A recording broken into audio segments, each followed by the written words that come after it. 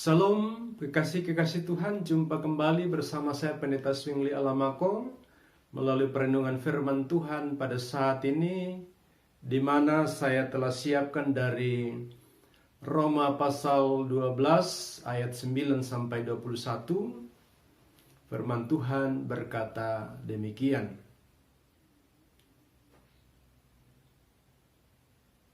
Nasihat untuk hidup dalam kasih. Hendaklah kasih itu jangan pura-pura. Jauhilah yang jahat dan lakukanlah yang baik.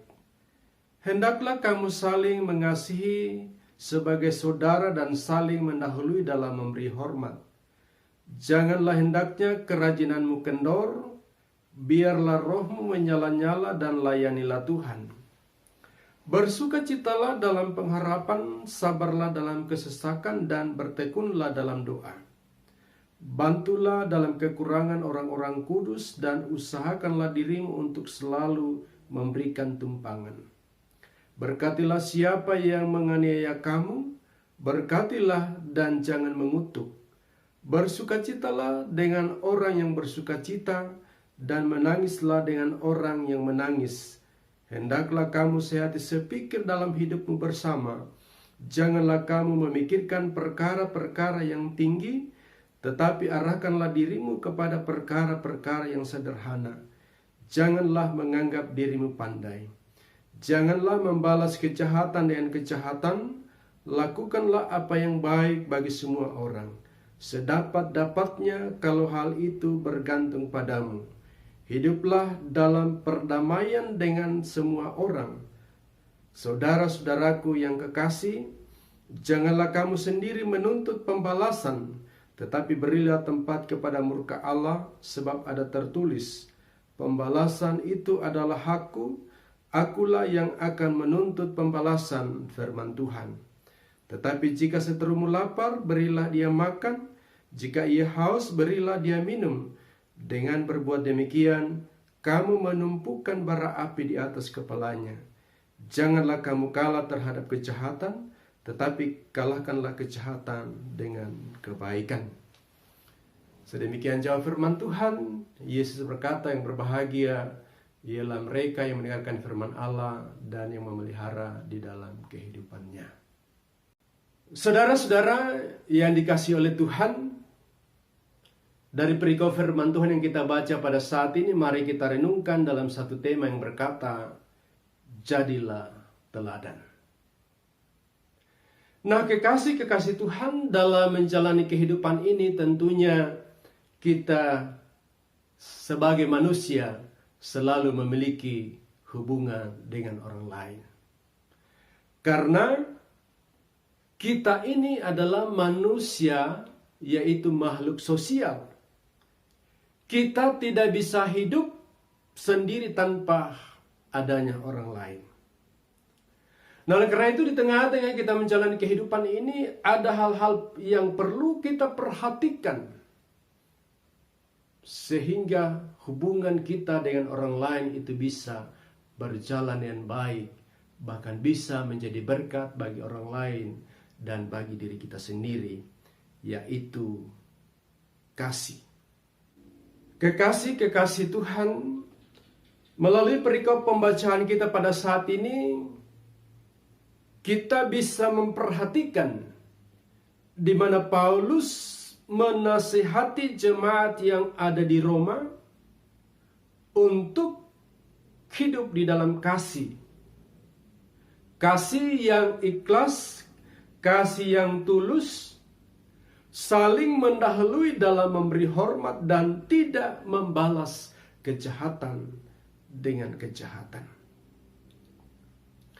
Karena Allah adalah kasih, maka Allah menginginkan umatnya untuk mengasihi sesamanya. Allah mau kita sebagai orang-orang yang percaya, sebagai umatnya, agar kita pun mengasihi saudara-saudara kita sebagai sesama umat Allah dalam wujud yang nyata.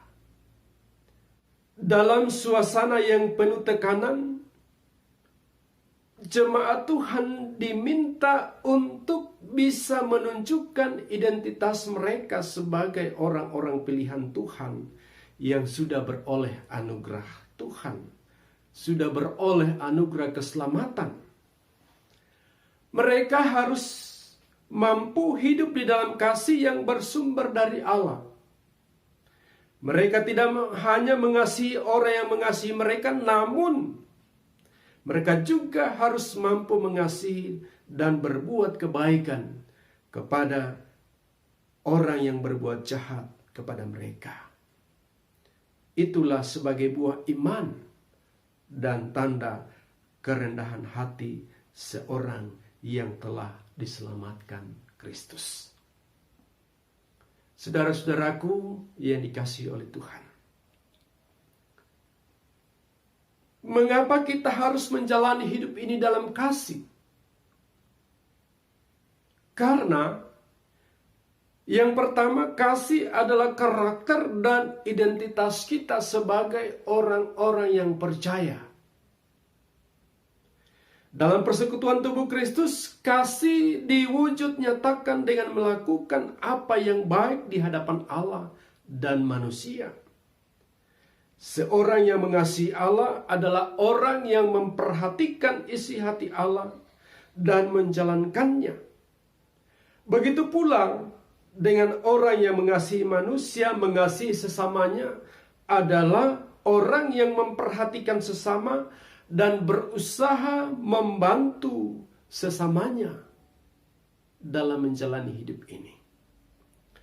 Jadi dengan perbuatan baik itu, kita sebagai orang percaya mampu menunjukkan karakter dan identitas pengikut Kristus yang terletak pada kasih dan kesabarannya. Hal yang kedua, mengapa kita harus menjalani hidup ini dalam kasih? Kasih memampukan kita untuk selalu hidup dalam pengharapan. Apapun yang menjadi tekanan, apapun yang menjadi tantangan dan pergumulan, kita akan terus hidup berharap hanya kepada Tuhan. Yang ketiga, kasih akan memampukan kita hidup dalam perdamaian dengan semua orang. Betapapun kita disakiti dan dikecewakan oleh orang lain, kita akan terus hidup dalam perdamaian dengan semua orang. Yang keempat, kasih memampukan kita menyadari bahwa sesungguhnya pembalasan atas setiap perbuatan manusia terhadap kita adalah hak Tuhan. Kita manusia tidak mempunyai hak untuk menghakimi sesama manusia ataupun membalas kejahatan orang lain. Karena Allah sendiri yang akan memberikan ganjaran yang setimpal kepada setiap orang seturut dengan perbuatannya masing-masing. Dan orang yang bertahan dalam penderitaan hingga pada akhirnya, itulah yang layak menerima anugerah keselamatan yang sempurna dari Kristus. Saudara-saudara yang dikasihi oleh Tuhan, jadi orang percaya tidak perlu berusaha memikirkan dan mencari cara untuk membalas segala kejahatan yang diperbuat orang lain kepadanya. Biarlah Tuhan yang melakukan semuanya itu. Namun saudara-saudara yang dikasihi oleh Tuhan, bukan hanya menyerahkan pembalasan itu kepada Tuhan, tetapi kita pun dituntut mengalahkan kejahatan dengan kebaikan. Berarti bukan hanya Allah yang bertindak, kita pun harus bertindak. Yang membedakan, Allah bertindak membalas mereka yang berbuat jahat kepada kita, sementara kita melakukan apa yang baik kepada mereka yang berbuat jahat kepada kita. Jadi bagi kita sebagai orang percaya, harus mampu memberikan pembaharuan iman bagi orang lain. Berbuat baik di sini bukan hanya persoalan makanan, minuman, dan pakaian, melainkan dalam segala aspek kehidupan harus selalu berlandaskan kasih Tuhan. Saudara-saudara yang dikasihi oleh Tuhan, hendaklah kasih mempersatukan persaudaraan di tengah-tengah persekutuan kita sebagai jemaat Tuhan. Karena dengan kasih kita dapat saling menghargai, saling mendahului dalam memberi hormat, dan tidak menganggap diri lebih utama daripada yang lain. Marilah kita hidup dalam kasih, menjadi teladan bagi orang lain. Sedapat mungkin kita berusaha untuk hidup damai, yaitu damai antara Allah dan manusia, damai antara manusia dengan dirinya sendiri, damai antara manusia dengan sesama, mendamaikan manusia lain dengan Allah dan sesamanya. Dan tanggung jawab kita adalah mempertahankan dan memelihara kedamaian itu dalam hubungan kita dengan Tuhan dan dengan semua orang. Saudara-saudara, kekasih Tuhan, kiranya firman Tuhan ini tidak hanya menghangatkan hati kita. Semoga kita semua tidak hanya bersemangat dalam berbicara tentang kasih, tetapi bersemangat pula untuk mengekspresikan perasaan itu dalam bentuk tindakan yang konkret.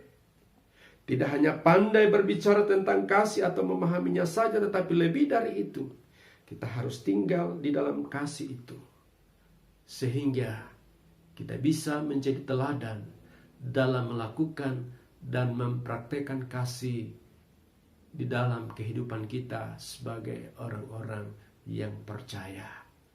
Tuhan Yesus memberkati kita. Amin.